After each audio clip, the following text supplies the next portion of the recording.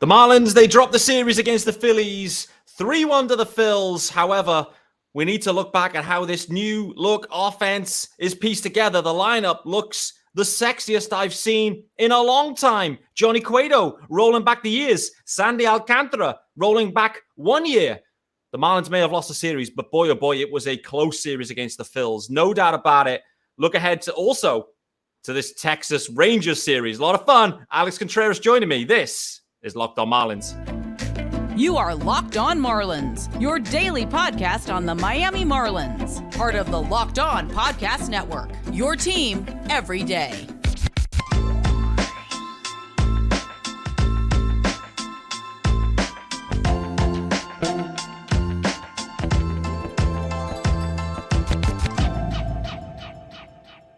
Greetings from England. Welcome to Locked On Marlins. This, of course, is your daily Marlins podcast. I'm your host, Peter Pratt. Hit me up, of course, on Twitter or X or whatever it may be called, at Miami Marlins _UK. If you listen to the pod, of course, it's subscribed. This is your team every day. Thanks for making Locked On Marlins your first listen of the day. There is a YouTube channel, guys. We are trending over on YouTube. We're over 900 subscribers. We've had the fish on first boost. Even they retweeted the fact that there's a Locked On Marlins YouTube account. Head on over there, hit subscribe. Join the fun. Join the fun. If you are watching already on YouTube, you will see Alex Contreras is in the house. I've teased it out, and he has got a huge smile on his face. He's got the black and teal vibes going on also. Akon, how we doing, brother? Man, I'm doing pretty good, man. I feel amped up. I know we just lost a series against the Phillies, 3-1. You know, unfortunately, we couldn't get the split. But that being said, I'm glad that fucking Kimmy was cooking it up. She cooked up some burgers. She rang the bell when it was ready. And unfortunately, Robertson blew it. But hey, with a lot of excitement, we got weathers. The weather's all over. It's crazy out here in South Florida.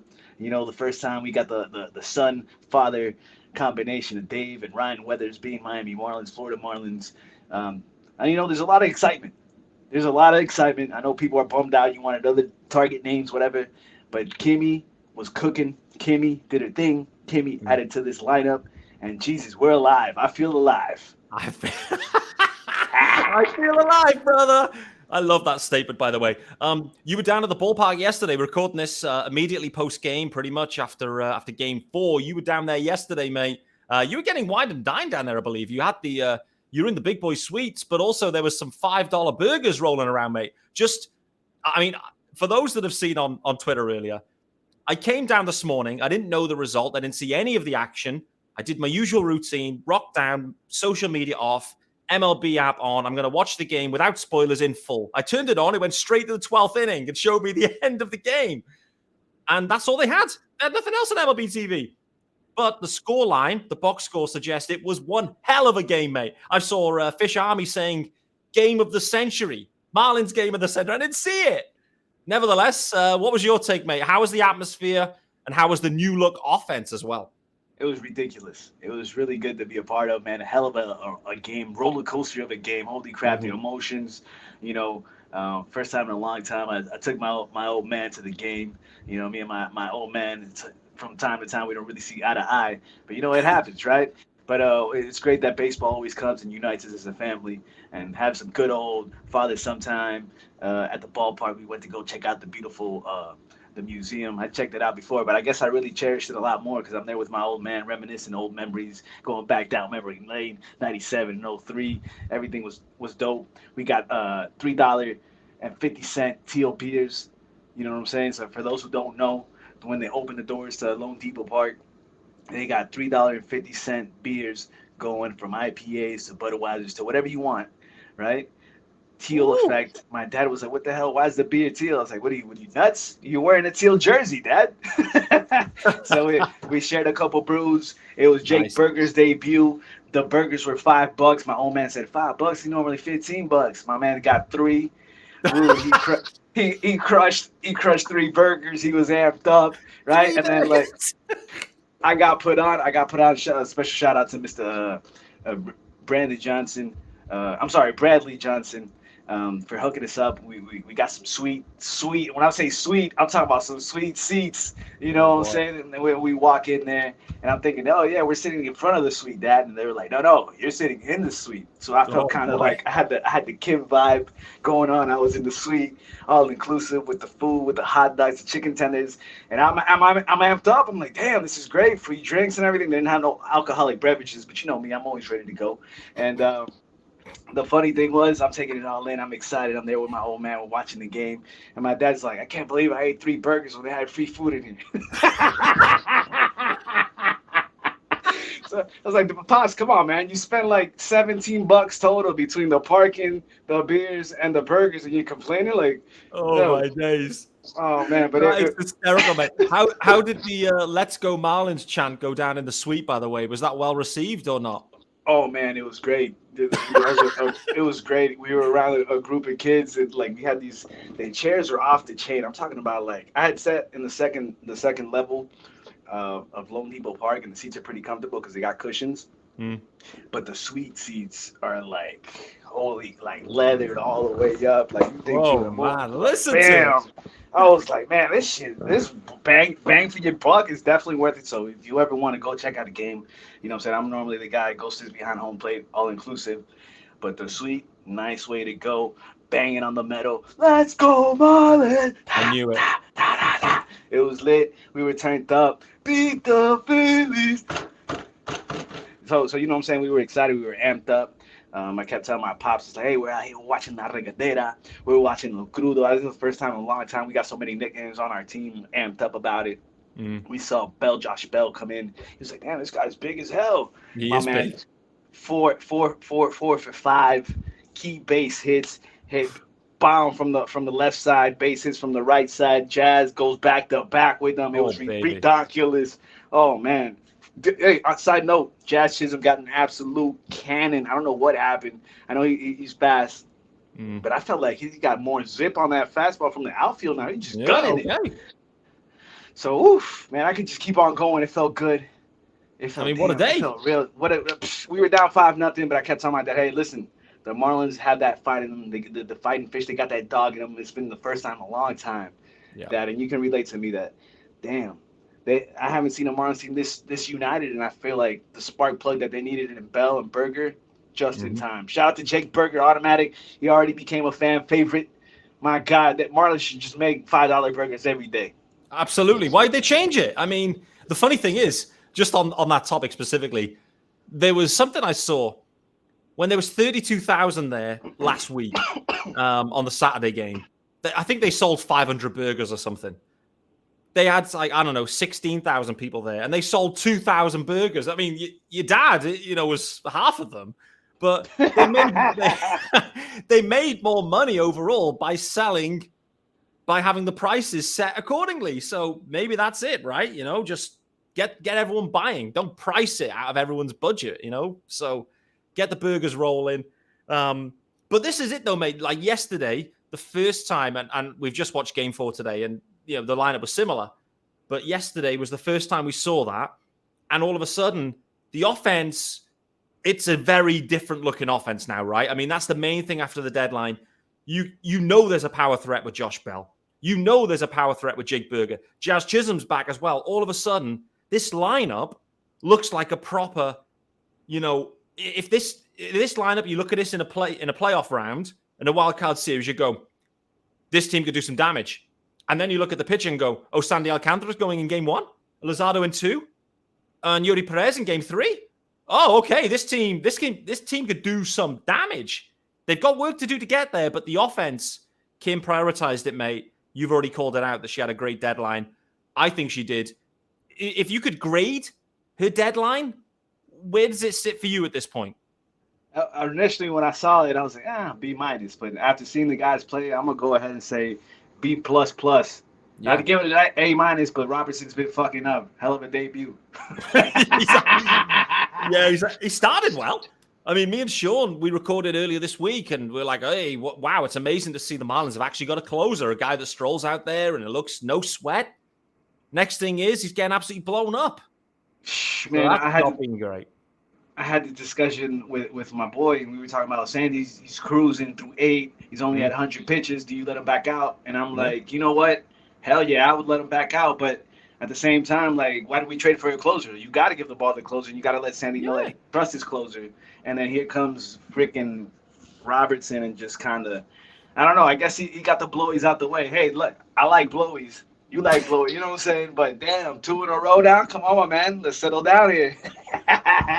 So the good thing is getting them out the way now. This is it. You know, work the kinks out now, brother. I'd say on that one. Work those blowies out now. Like, use them early. But, you know, the thing is for the Fish, like, it's going to be such a close run-in. Like, this wild card race is going to be so bunched.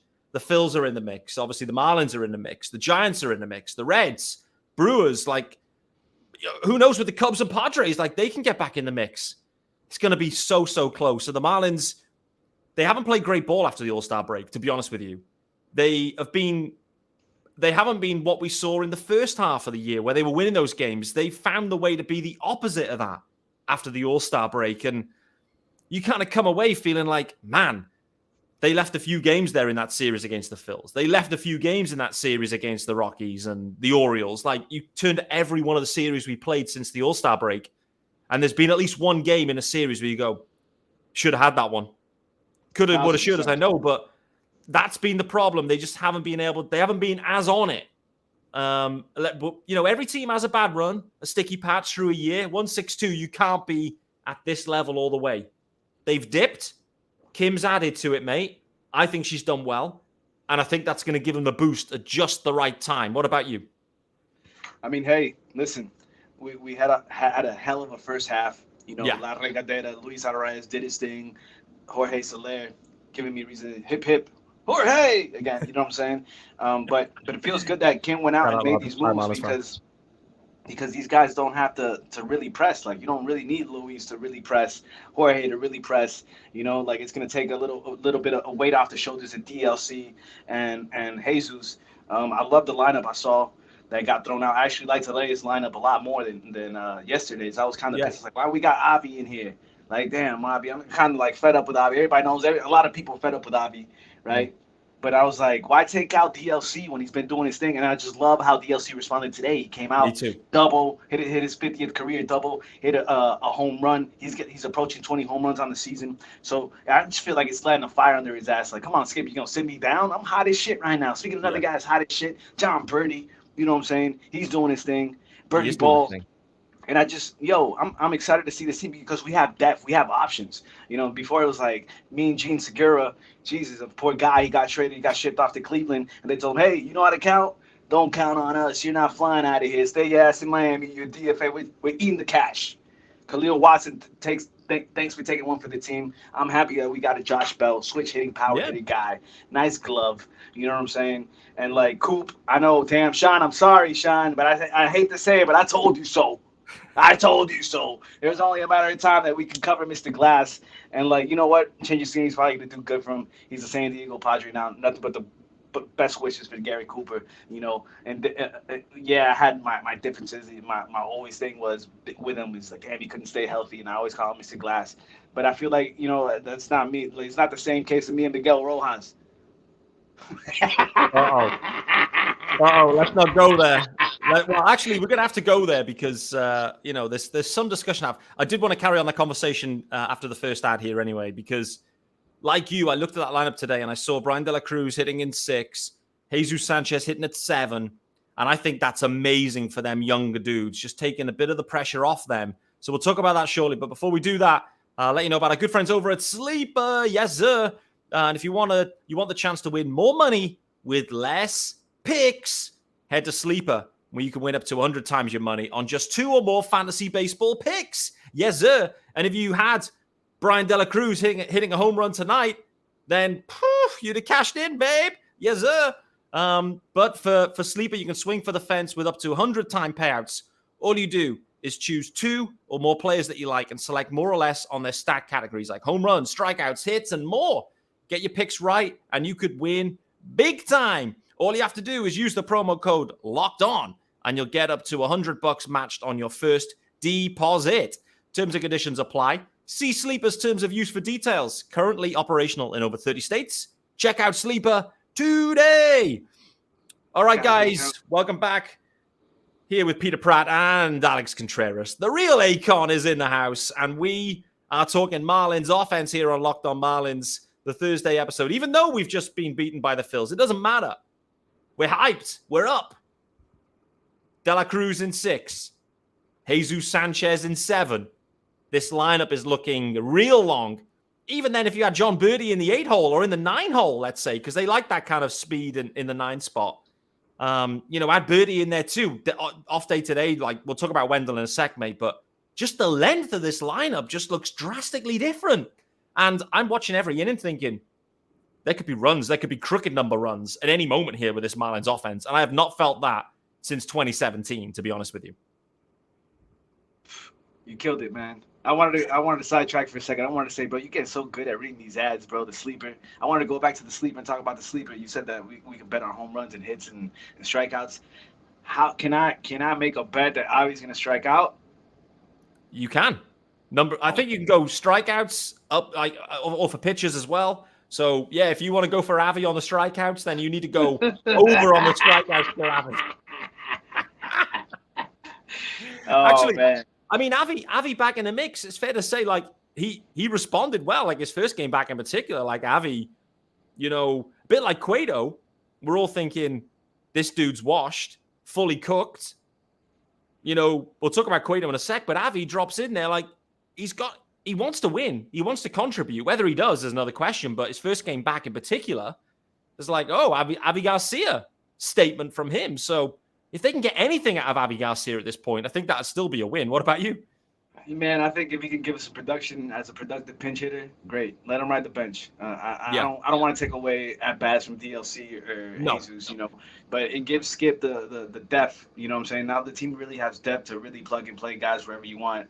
That you got platoon situations. Oh, it's a lefty coming, it's a lefty. You don't have to play a Jesus. You know what I'm saying? You can plug in a Avi or a DLC.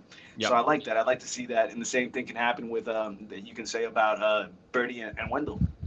Does it suck that we didn't go out and get a prime shortstop? Yeah, it does. But, at the end of the day, I would have rather kept Wendell and Birdie over Paul DeJong. Thank goodness we didn't get no Paul DeJong. Shout out to the Toronto Blue Jays. This Corona's for you. There you go. Don Mattingly connected with the Blue Jays, I guess. So anything's possible there. Let's talk about the pitching, though, mate, because it's fair to say another guy that I just mentioned him, that we were all concerned about, Johnny Cueto. It was the worst rehab assignment I've ever seen of rehab assignments. I thought this dude is absolutely terrible. Shimmy's gone. Can't shimmy anything. Can't shimmy out of a phone box. Next thing is Cueto turns up. He was trolling us all the time, brother. Again, almost another quality start. Again, after almost another quality start last time. Home runs are a touch of an issue, but today, apart from that home run to Realmuto, it was a really good 6 innings. Really good 6.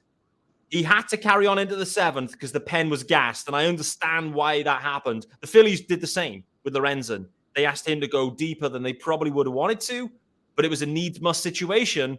Cueto didn't shy. He did tire, but for the first 6 innings, mate, I would say so impressive against like a legit lineup for Cueto. And if we get that the rest of the way, then that is miles more than I expected a month ago. What about you? I feel like Cueto, like he's really stepped up a notch. You know what I'm saying? When we saw him down in the line, it was like, holy shit, what's going on with this guy? He's really mailing it in. So it's good to see that competitive drive in him. Cheers, my man. He came out with the wine out of nowhere. Let's go. But yeah, man, it's great to see Cueto really step up, show that veteran presence for the rotation, especially when we need it right now. Yuri, I don't know. We don't know what's going to happen with Yuri. We don't know if he's going to come back as a starting rotation or he's going to come back as a closer. Anything can happen. I'm looking forward to Max Meyer joining the team. And, just like at the same time, does it suck that we didn't get like a prime starting pitcher to help the rotation? Yeah, a little bit, but we needed more bats, and Kim got it done. She got what we needed to get. That being said, Cueto, keep doing your thing. I hope that you're reading all the tweets that we're doing. I hope that Cueto and Avi is sitting in the clubhouse reading all the tweets, you know what I'm saying, from Marlins X or Marlins Nation or whatever the hell you want to call it now. Thank you, Elon Musk. It sounds like we're on freaking some X-rated Marlins page or something. It's very dangerous, isn't it, mate? As soon as you have to type in an X into any web browser, just anything can happen. So you have to be really careful these days. It's like, follow me at Marlins X with the freaking wild Marlins. But yeah, no, man, I'm really excited to really see it. It's coming together. I feel like these guys are gonna flip a switch. I really feel like there's hope for the first time in a long time. You know, we're not at 100%, but I feel like the best is coming. I love that Sandy's really like he's found it. I feel like the second half, you know what I'm saying? Like he's starting to get it together. He's become that horse, that Cy Young horse that he was last year. And exactly. At the end of the day, like I was having this conversation with somebody. It's like, yo, Sandy's record is what 4-9 right now, and yeah, it's terrible, but who cares? We're in the second half, and once we get into the postseason, clean slate for everybody, and that's when you got to go in. So can you imagine Sandy winning, 7 games and losing 14, and he ends up being like the World Series most valuable player, and he just goes off?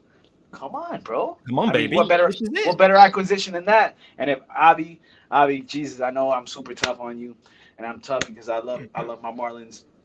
But if Avi can contribute to this team and just be that veteran presence and come, like, I don't, like, the expectations were high, and obviously it's high because you're paying him a shitload of money, and he's getting into that Wei Yang Chen uncharted territory of, like, dislike from the fan base. But damn, bro, like, if I'm talking in here, and I'd say it to him in person, Avi, I need you to turn it up, bro. And we're all frustrated because we gave you this commitment, and everybody, Miggy, no, ain't no Miggy. You know what I'm saying? We need you to just be Avisail and contribute. So definitely. But the thing is, mate, like where they're sat right now, there's 6 games over 500 now at this point, right? Half a game out in the wild card. But when you look at who's actually in this wild card hunt, you know, the Phils are there. Yeah, I mean, the Phils have actually got a really nice little soft schedule at the moment. Next 3 series, I think, are really interesting for them. Maybe next 3 out of 4. It's a good chance they could really piece it together, the Phils, and maybe stretch it. But I'm looking at the Diamondbacks, for example. I'm not expecting the Diamondbacks to pull anything, like to go on that kind of run. I'm not expecting the same out of the Brewers, to be honest with you. So I think if the Marlins just can play decent enough ball, I think the Phils may end up in the wild card 1 spot. But then I think it's going to come down to the Giants. I don't trust the Giants. The Marlins. I'm not sure I trust the Marlins either. The Diamondbacks, I don't trust them. And I don't trust the Brewers either. What's to say the Cubs or the Padres can't get back into it? But I look at these teams that are in the hunt, and I know we're all looking inwards and thinking, man, oh man, it's going to be a tough road, and, you know, it's the Marlins. But I look around and think, play good ball, and you'll get in here at this point. Like, there's 3 spots, and all the teams that should be doing well, like the Mets and Padres and maybe Cubs, the Cardinals, they've had an absolutely terrible year. So this is there for the Marlins to take. It's there for them to take it, mate. Are they going to do it? At this point, in your mind, are they going to get a wild card spot? They're going to do it. Let's go. They're going to do it, baby. Right here. It's not the Coronas talking. It's they're going to do it. This team has fight. You've been watching them. They got fight. I know everybody's frustrated, but we're 57 and 52 right now. Come on, bro. When's the last time we've been this many games over 500? Yeah, I know it sucks that we stumbled out the gate after the second half, like you mentioned. But that's the luxury that we had of having such a great first half. Yeah. You know what I'm saying? Yeah. Does it suck that we're looking up at the Phillies? Yeah. But who cares? Who cares? We get a wild card spot, whether it's the 1, the 2, or the 3. We're in the playoffs. Anything can happen in the playoffs. It's about timing. It's about getting hot at the right moment.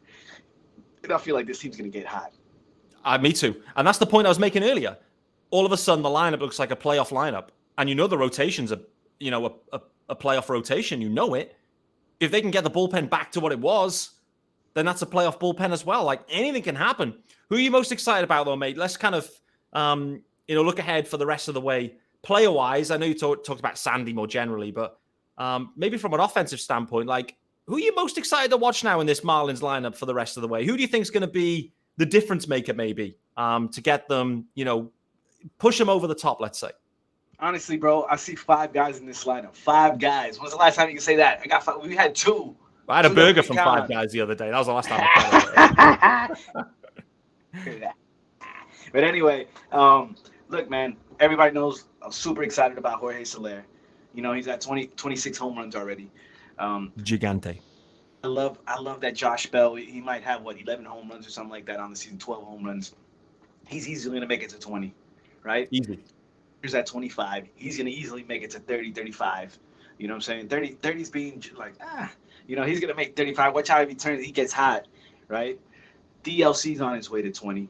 Jesus is on his way to 20. So that's 5 guys right there that's giving you pop. Yeah. That's 2, 6, 8, 10. That's 100 home runs right there, baby. There you go. What about Jazz? Jazz is on it. 6. My bad, Jazz. No. My bad, Jazz. How can I forget?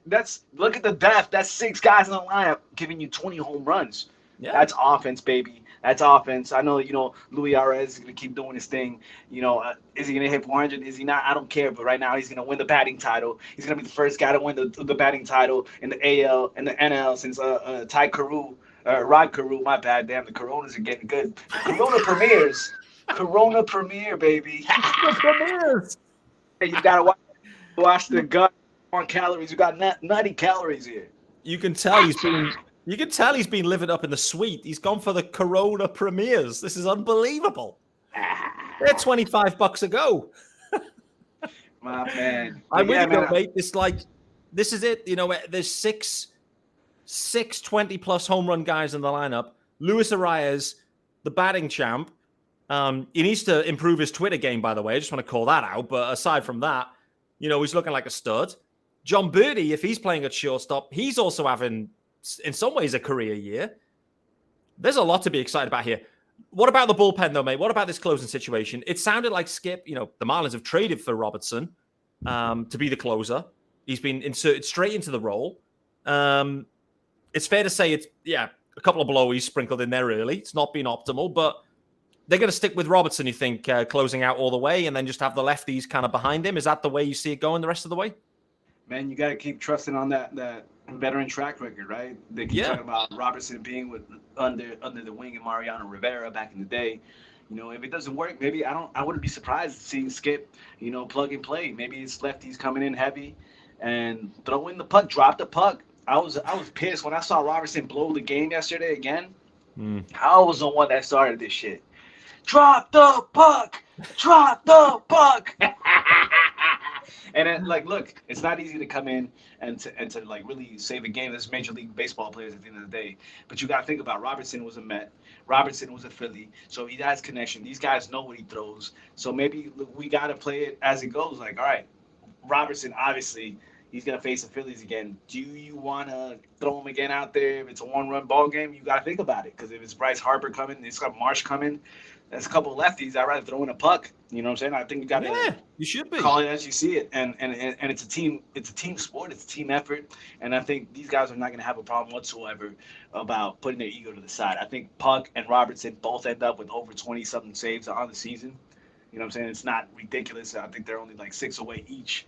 So why not? It's a team sport. Let's go out there. At the end of the day, what's the goal, baby? Bring the championship back to South Florida. That's what the goal is. Bring it on. So, you better put that back in the trophy cabinet before anyone finds out. That's the only thing. Oh, and hey, listen. And if not, I know they want one of these babies. Oh, baby. Look at this. They want one of those boys. I'm having flashbacks to a previous podcast I did with Boog Shambi when mid-podcast he just walked off and just started getting memorabilia out of his cupboard or something. That's what I'm thinking about now. But anyway, there is a new lefty in town, though, mate. Just to finish up, this is the last topic. There's a new lefty in town. We've seen Tanner Scott. We've seen Puck. We've seen... Who else have we seen? Who else is a lefty? Oh, Kurt. New lefty in town, mate. Devin Smeltzer, baby. What an outing today from Devin Smeltzer. I mean, we know he loves the Twitter game as well. He'll be absolutely smashing the like button galore, Devin Smeltzer. But listen, for him to come in, I think he's been starting recently. But for him to come in, throw those 2 innings today, I think 5 Ks, clean ball, so impressive. We talk about the depth on the offensive side, but the Marlins have been able to cycle these relievers up from AAA. We've seen the same with George Soriano, Hoeing kind of the same. These fringe guys, when they get called upon, they come up and they can do their job. So important for this club. There's no passengers. Even Devin Smeltzer here, not a passenger. Elite outing today. Really impressive. A couple of guys you forgot to mention down in the minors. Monteverde, and Chichi Gonzalez. I heard Chichi, just saw it on Valley Sports today. He won eight innings. So they're building him back up. The Marlins Oh, are that depth. You know what I'm saying? Like we have depth, so there's no reason to panic. You know what I'm saying? It might not be the sexiest names per se, but mhm. damn, it feels good that we know that we got these young boys on deck. You know what I'm Yeah. saying? Shout out to Jake Eater. I know a lot of people were pissed that we had to trade him away, but hey, nothing's guaranteed. You don't know if that guy's going to come up. He's going to No. need Tommy John surgery. He might be a stud. You know what I'm saying? We had to see Zach Allen go the other way, but we got a Jazz Chisholm. We had to see Pablo Lopez go out of town, but we got Luis Arez. So we always talk about it. If you want something, you got to give up something, and the Marlins are trending the right way. Keep it together, Absolutely, bro. baby. Absolutely. Trending the right way, no doubt about it. I'm interested to see, like, Weathers was supposed to start today. I saw he was scratched. I don't know if it's injury related, but there's a TBD right in the middle of this Rangers series as well. So who knows? I was thinking George Soriano, but when I saw Edward Cabrera optioned, I thought, okay, they're going to give George Soriano a chance to start. He's earned it, by the way, because Edward Cabrera he needs a bit of time in AAA. Like he's been off all year, to be honest with you, but I think it could be Soriano season in this Rangers series, and he deserves it if he does get that shot. Yeah, Soriano's a stud, man. I really like him. There you Sometimes go. I had a few beers on me the last time, and someone said, "Yo, is that a ringer?" Nah, he's got some really good stuff. The guys really sees the opportunity, and that's what you gotta love about the Miami Marlins. These guys are getting a bunch of opportunities, and it's about seizing the opportunity, not only in Miami Marlins but in life. You gotta be ready for your opportunity. You gotta go out there swinging, and if you strike out, don't worry about it. Worry about your next at bat. There you go. Like what Josh Bell said, baby. Josh Bell said, "Hey, I wasn't thinking about hitting a home run. He was thinking about just barreling and taking it one at bat at a time." Yeah. Beautiful baseball talk. That's what we like to hear. And, Jake Berger out there saying it's the most fun he's had on a baseball field, maybe ever. So the vibes are high in Miami. They've added to this lineup. They've added to the roster. There's tons of depth. Disappointing series. Disappointing run after the All-Star break, but the time is now. The time is now for this fish. Kim loves the BBWs. When I say BBWs, I'm talking about Berger, Bell, and Weathers, baby. Oh, baby. Baby. Alex Contreras dropping the mic. I should have just cut the episode off there. But that is going to wrap us up here for Locked On Marlins. Alex Contreras, the real Akon, has been in the house. That's been a lot of fun with our man joining me. Peter Pratt, of course. Thanks for making Locked On Marlins your first listen of the day, guys. This, of course, is a daily pod. Tomorrow is Friday. It's another day. And what does that mean? Another episode. And I'll see you then, guys. Cheers.